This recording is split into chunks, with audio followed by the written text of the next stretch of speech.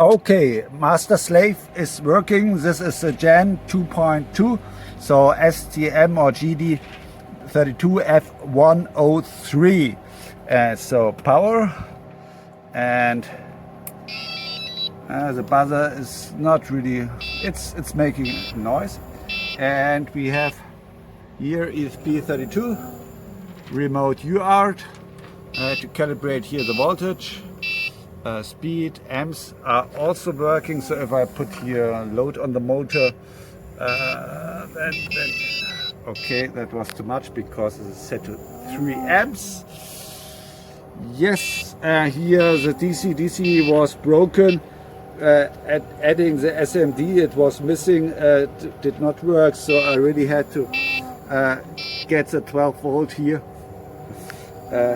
from this capacitor, but yeah, that's okay. And yeah, so now a remote auto detect is not fully functional, and the nice sine mode needs hardware interrupts, which I have not yet made to work on this new target.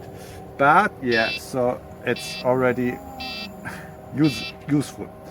And here that's air conditioner because it's quite hot outside. Yes.